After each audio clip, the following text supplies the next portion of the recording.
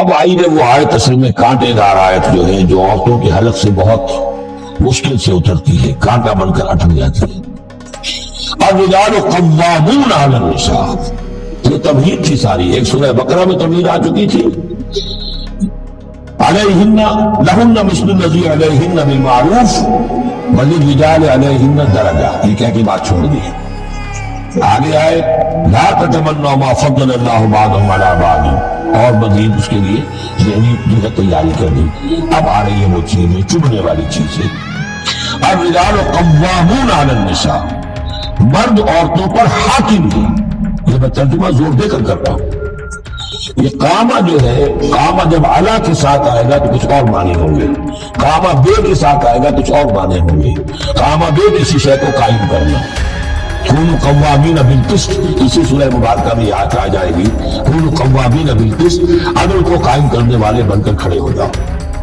قامہ علا، کسی کے اوپر سر پر مسلط ہونا، یہ ہے گویا کہ ایک درجہ حاکمیت ہے۔ گھر کے ادارے میں حاکم ہونے کی حیثیت مرد کو حاصل ہے۔ سربراہ خاندان جو ہے وہ مرد ہے، عورت نہیں۔ عورت کو بہرحال اس کے ساتھ ایک وزیر کی حیثیت سے کام کرنا ہے، یہ ہے اس کا اصل رول۔ اسی لیے میں بیان کر چکا ہوں کہ وہ جو نسیان کا معاملہ تھا، اللہ تعالیٰ نے اس کے اندر چونکہ سیکنڈ رول پلے کرنا ہے اسے یقیناً اس کے جذبات کو زیادہ ٹھیس پہنچنے کا امکان رہے گا۔ آدمی کو ہر انسان مرد بھی چاہتا ہے میری بات چلے، عورت چاہتی ہے میری بات چلے۔ اب آخر کار کس کی بات چلے گی؟ یا تو دونوں کسی طریقے سے کسی مسئلے میں متفق ہو جائیں، اور عورت جو ہے بیوی اپنے شوہر کو دلیل سے اپیل سے جس طرح قائل کر دے تو معاملہ ٹھیک ہو گیا۔ اب اگر نہیں ہو رہا معاملہ تو کس کی رائے چلے گی؟ مرد کی رائے چلے گی، تو کس کو اس سے ایک صدمہ پہنچے گا؟ عورت کو پہنچے گا۔ لیکن اس صدمے کا ہی جو ہے انفلوئنس، اس کو کم کرنے کے لیے سیفٹی والو، نسیان کا مادہ اللہ تعالیٰ نے عورت میں زیادہ رکھ دیا۔ اسی لیے پھر اس قانون شہادت کے اندر ایک مرد کی جگہ 2 عورتوں کو وہاں پر اس کا نصاب رکھا گیا۔ الرجال قوامون علی النساء بما فضل اللہ بعضهم علی بعض۔ اب یہ دوسری بات ہے کہ اگر وہ شوہر حاکم ہو کر ظلم کرتا ہے، ان کی حق ادا نہیں کرتا ہے، تو اللہ کے یہاں بڑی سخت پکڑ ہوگی۔ یہ تو دوسری بات ہے بالکل، لیکن یہ کہ جو قانون ہے اسلام کا وہ یہی ہے کہ یہ اختیار دیا گیا، اب آپ اس اختیار کا غلط استعمال کر رہے ہیں، آپ اس کو ظلم کا ذریعہ بنا رہے ہیں، تو اس کی سزا اللہ تعالیٰ کے یہاں آپ کو مل جائے گی۔ بما فضل اللہ بعضهم علی بعض، بسبب اس فضیلت کے جو اللہ نے بعض کو بعض پر دی ہے، وبما انفقوا من اموالهم، اور بسبب اس کے جو وہ خرچ کرتے ہیں اپنے مال۔ اب دیکھیے یہ خرچ کرنے کا معاملہ اسلام میں شادی سے شروع ہو گیا۔ شادی مرد کی بھی ضرورت ہے، عورت کی بھی ضرورت ہے، لیکن مرد مہر دیتا ہے، عورت مہر وصول کرتی ہے۔ یہ جو خرچ کرنے والا ہے اب اس کی ایک حیثیت دوسری ہو گئی، پھر گھر میں اس کا نان نفقہ پورا جو ہے، اس کا خرچہ، اس کی ذمہ داری، اس کو سپورٹ کرنا شوہر کے اوپر ہے، تو وہ مال خرچ کر رہے ہیں۔ بما انفقوا من اموالهم، فالصالحات، اور نیک بیویاں کون ہیں؟ جو کہ ایک جو سمجھیے قرآن کے نزدیک ایک عورت کا جو اچھا کردار ہونا چاہیے، ایک خاتون خانہ کی جو بہترین روش ہونی چاہیے، وہ یہاں 3 الفاظ میں آئی ہے۔ فالصالحات، نیک بیویاں قانتات، ایک تو فرما بردار ہوتی ہیں، شوہروں کی فرما بردار۔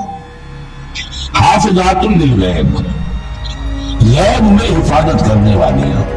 یعنی ظاہر بات ہے کہ مال ہے کسی کا تو گھر میں ہے، وہ تو کام پہ چلا گیا ہے، اب وہ کس کی حفاظت میں ہے؟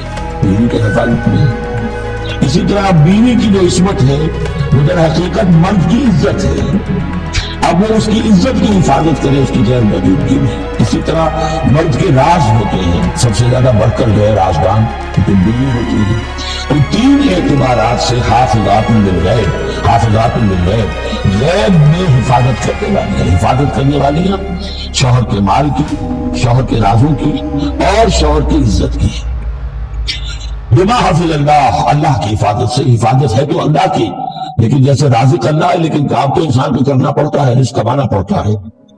واللاتی تخافون نشوزہن، اور وہ خواتین کے جن کے بارے میں تمہیں اندیشہ ہو جائے ان کے اندر سرکشی کا، ضد ہے، ہٹ درمی ہے، بات نہیں مان رہی ہے، اپنی بات نہیں مانی ہے، کسی نہ کسی طریقے سے گھر کی فضا خراب کی ہوئی ہے، یہ ہے نشوز۔ ذہناً تسلیم نہ کرنا کہ میری حیثیت جو ہے وہ بہرحال شوہر کے تابع دار کی ہے. اس کو اگر تسلیم نہیں کریں گے تو ظاہر بات ہے فرکشن ہوگی، اور فرکشن جو ہے اس کے نتیجے کے اندر وہ گھر کے اندر جو ہے وہ ایک فساد پیدا ہوگا.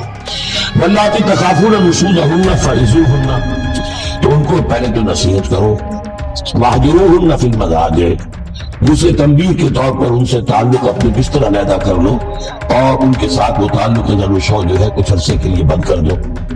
وَاضْرِبُوهُنَّ، اس پر بھی ٹھیک نہ ہو تو انہیں مارنے کی بھی اجازت ہے. اس میں حضور نے جو روکا ہے وہ یہ ہے کہ چہرے پر نہ مارا جائے، اور کوئی ایسی مار نہ ہو جس کا مستقل نشان جسم پر پڑے. اب یہ چیزیں اللہ کا کلام ہے، اس کے اندر جو ہے کوئی ہمارے لیے کوئی جھجک نہیں ہے. معاشرتی زندگی کو ٹھیک رکھنے کے لیے اس کی نوبت پیش آئے تو وہ بھی کرنی ہوگی. فَإِنْ أَطَعْنَكُمْ، پھر اگر وہ تمہاری اطاعت کریں، فَلَا تَبْغُوا عَلَيْهِنَّ سَبِيلًا، اب ان پر خامخواہ جو زیادتی کرنا، پچھلے غصے نکالنا، بار بار جو ہے وہ اپنے غصے کا اظہار کرنا، یہ بھی ٹھیک نہیں ہے. ان اللہ کان علیٰ کبیرہ، یقیناً اللہ تعالیٰ بہت بلند ہے، بہت بڑا